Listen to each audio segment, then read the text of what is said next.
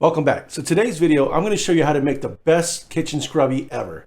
Now, what I'm going to try to do is take this and make it into something like this. Now, so the first thing I want to show you is the example of what I want to do, and I'm going to use this overhead view here. The thing is, we're going to be doing just a simple single crochet, so there's not a lot to it. I'm not going to have to switch cameras or anything like that. But the basis of what I'm trying to do here is I want to make something similar to this Brillo pad. And the thing is about this Brillo pad is this is much longer than I normally use. So basically, anytime I buy these Brillo pads, what I do right now is I fold them in half and cut them so I get two out of them, because again, I just don't need it that large, and that's just the way I've always been doing stuff. So what I want to do here is when I create this is just a sample swatch I made just to give you an example that it's in this angle. So when I use this scrubby, Red Heart Scrubby yarn, what I'm going to do is I'm going to leave about 12 inches of tail end. And actually I cut it off here, but I just want to give you an example so you can think about what I'm doing. And what I'm going to do is I'm going to probably crochet maybe 15 or 16. I think 15 stitches will give me the right size. So pretty much what I'm looking at is on this Brillo pad, we're looking at maybe, is it 4x6? So 4x6. So that's what I want to do. I want to actually do it 4 inches by 6 inches.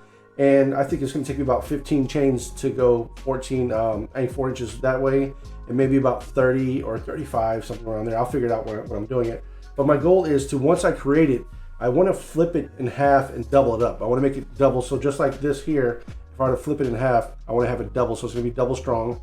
But also, I want to mention, so if I leave the 12 inches of yarn here on this side here, and then when I fasten off, I'm going to leave about 24 inches of string at the very end, yarn at the end. So that way when I fold it in half, I can take this side here and I can actually sew this part together by using something like maybe a whip stitch or whatever. And then the 24 inches this way, I can actually go and sew it this way and this way, so it actually closes the whole thing. But I'm not sure if I want to close the side here, because I know somebody said this would be pretty cool if you left it open and then you throw soap in it or something, put it in that way. I don't know, but I'm probably going to sew up the first one just to do it. And I'll just practice with it, because this yarn is a little different. It's a little more difficult to use. So with that being said, let me go ahead and move this over and let's get started with making our very first kitchen scrubby. All right, I switched microphones just because I know that sometimes I'm going to be putting my head down and the microphone I have is up here, so I want to make sure at least you can hear me, so by putting this on. But let's talk about what we're going to be doing. So first of all, we're using this Red Heart Scrubby yarn. This is lime color green. It's pretty cool, but again, it's a little bit difficult to see. So what I want to do is when I actually use this yarn here, I know starting off I'm going to use two different hooks. So what is going to need the materials, and again, this is up to you. Either you make your first chain, your foundation, a little bit looser, or you just use a bigger hook. This is just something I've been doing for a while. Is anytime I have something, like say for instance, if it's a project that says use a 5.5 millimeter, the foundation chain I always just use a 6, and then for the rest of the project I use a 5.5. So same thing I'm gonna do here. That's why if you ask me like why am I doing it this way, either you can make it looser, or just switch up the hooks. This is just something, there's no right or wrong way of doing this. This is something I've been doing. So I'm going to use, these are Susan Bates. I got a 6 millimeter and a 5.5. You're also going to need your darning needle, and you want to have something that has a big eye in it, so that way, because this is these things got these little frazzles, whatever, all over it. So it's going to be a little bit difficult to use. So you want to have a large blunt darning needle, and I have one with a little bent on there. You're going to need yourself some snips. I got my little snips with me right over here, and I also have my tape measure. I kind of already told you, I already know it's going to be 4x6, so that's what I want to do. So, all right, so the first thing I'm going to do is go ahead and get my yarn all set up here. So I'm going to take a look at this and see how they have this wrapped up here. All right, let's go. I could put this in a ball. I have my little yarn bowl over here. How about we do that? Let's empty this out. I got a little thing over here. My little yarn bowl. As you can see, I throw this in here. Put this in a little thing so I can actually use the yarn bowl. I got one. Might as well use it, right? All right, so like I mentioned, I'm going to start off with about 12 inches worth of leftover. And again, it doesn't matter how much you leave, you can always cut it. So I'm going to start off here and do my little slip knot, and then get some yarn out first. It's not twisting like I want it to twist, but that is okay. All right, so now that I got this here, And actually, you can't even tell where the slip knot is. That's how crazy this thing is here. So it's all right. I can do it again. I'll just start another slip knot. Again, this is weird material. All right, so here we go for our slip knot. And again, I'm going to be using 6mm to start. And let's go ahead. And I heard a lot of people say this is a little rough on their hands, but I mean, it's not like I'm making 100 of them. So, all right, so we're going to single crochet 15 of them. Actually, I'm going to do 16.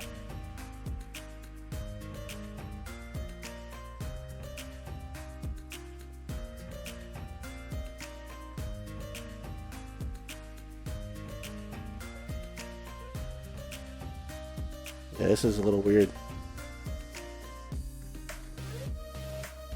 It's all tied up in over here doing my thing. That's 10. It's more, yeah, it doesn't really flow that often, that well. But it's okay. Again, this is what I want you to do. So you kind of, as long as you understand the premises of what I'm doing. We're chaining 16 because we're going to do the 15 single crochets, but 16 is just the main one. So we do 15 and then chain 1. And one thing I can tell you right now, just by looking at this, this is very forgiving, but looking where the holes are, that's a little crazy. But it's all right. We got this. So let's just say that's 10.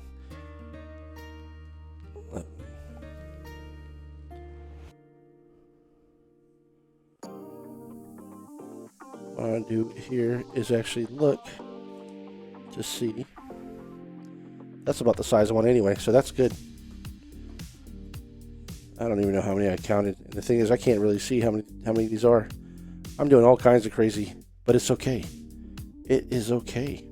I actually counted 14. So I'm just gonna do 15 anyway, so I'll have 14 stitches. So now that I have that, you can actually find it. I mean, once you start looking at it, you can actually see the actual stitch. And now I'm going to go ahead and switch over to the smaller hook. So, all right, so I'm going to go to the next one here. And now we're just going to be single crocheting. So all that I want you to do from this point here is just to single crochet all the way till you get to the cross to the very end. And we're going to see what it looks like at this point here. So I'm going to fast forward this so we get to the very end. All right, so I got to the very end of it. I actually did frog a little bit because I've lost count.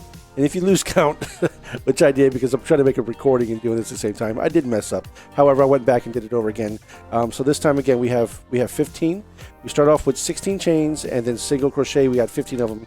And now up to the very end. So once you get to the very end, you just go ahead and do your single crochet. You're going to chain 1. Go ahead, chain 1. And then you would turn the yarn over. And now we're just going to go back in the opposite direction.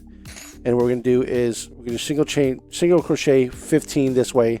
And you're going to keep on doing that until you get it to the height that you want. And like I told you, I want to get mine to about 6 inches, 5 inches, 6 inches. So once I get to that number, I'm telling you right now, I think it's going to be about 30 rows. And then once I get that number, I'll go ahead and pause it and actually come back to this. Well, I'll come back to this video here and show you what I have. So right now, what you understood what I did was just did 16 chains, and then we single crochet 15 across, chain 1, 15 the other way, and just keep on doing that. So we just make a rectangle, basic simple rectangle. But again, once I get to that part here, we'll go ahead and continue on. So go ahead and take the time, hit pause, and continue doing this until you get your 30 rows, or so about you get about 6 inches of row length and height.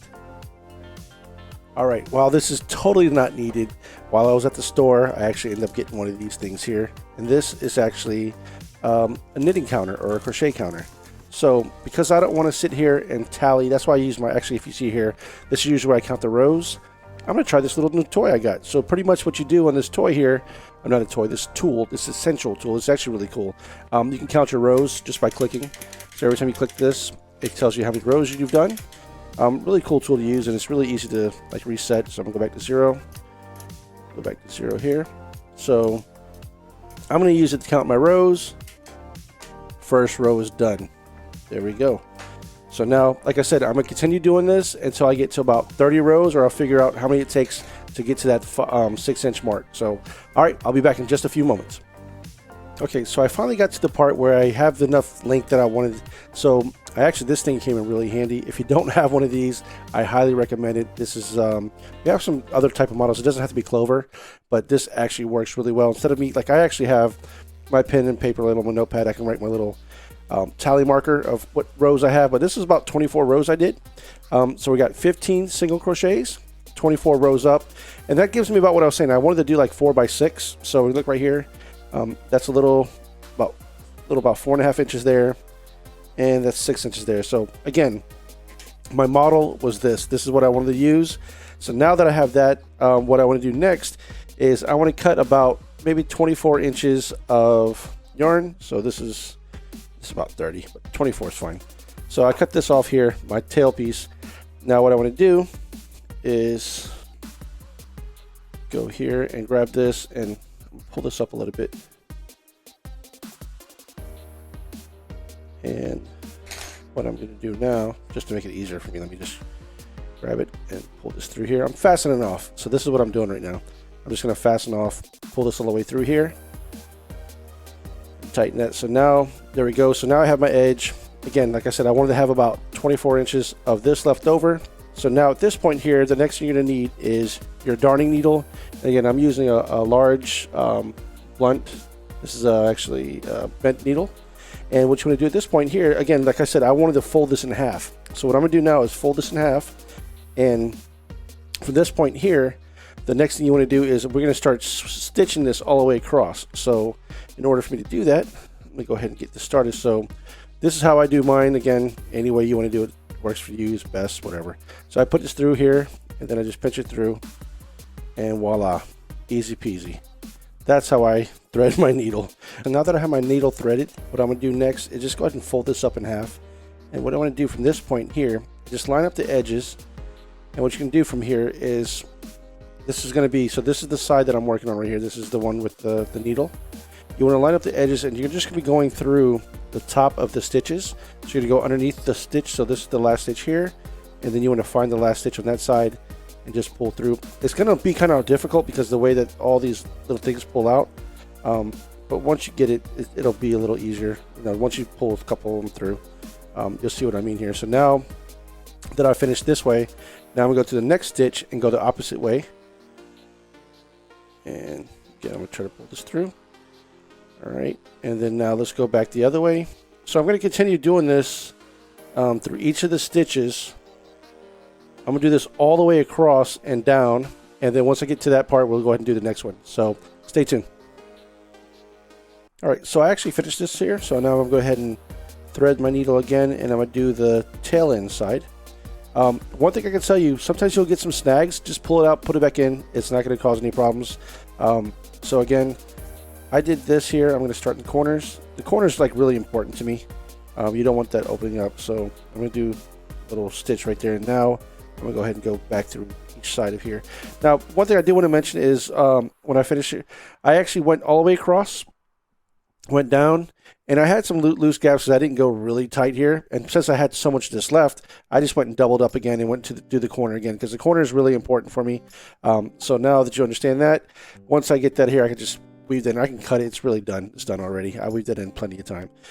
But this is what I wanted to show you here. Sometimes like pulling this through, it can be kind of tough. So just don't be afraid to pull it. But you don't want to snap the yarn, but just give it a nice little snug. And I know that now I'm on this side. So I'm going to go here. And again, you want to go to the top of the V's, just like your normal crochet stitch.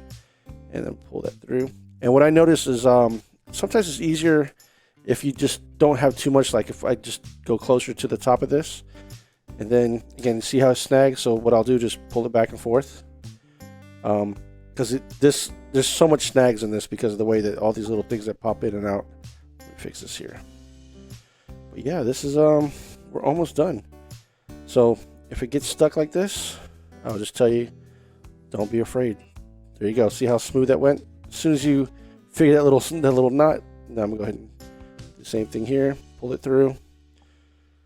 And I'm being really sloppy about it, but you get it though. This is just fun for me to sit here and talk to you, work on these little projects and stuff like that, and then see you make them. And I know that one thing about scrunch, like working with, I just wanted to actually learn or use this particular scrubby yarn because this is something I never wanted to mess with. Like I was kind of worried to use it because it just looked weird and felt weird, but you know, you got to break out of your comfort zone sometimes and try different yarn and see the different textures, and actually this ain't that bad. Again, depending on what you're doing, like the first couple of rows I noticed when I first started the project, that was the most difficult part, but once I went past that to row like 5 or 6, it just came really easy, so I can actually started feeling the back of the post itself, or feeling the yarn, so I knew where my next stitch would go. So even if I really couldn't see it too much, you kind of know. It's just one of those things, you just keep on doing enough, you'll know.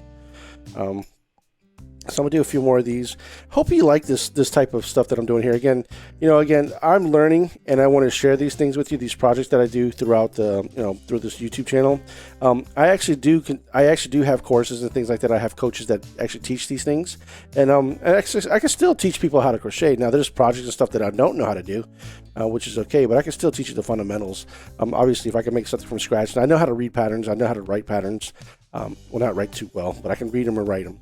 And that's some of the stuff that I want to get to in the future. So if there's something you like, definitely make sure you hit the subscribe button. But I'm going to go ahead and fast forward this for a little bit, and we'll go ahead and complete this, and I'm going to cut off the ends for you and show you what a finished project looks like. All right, that is it. So I was able I kept on going through as much as I could because I had plenty of this left over. So you definitely want to use it. Just keep on going through it. It's not going to hurt the more you keep on doing that. But there you have it. This is my finished scrubby, and this is actually pretty cool. It's thick.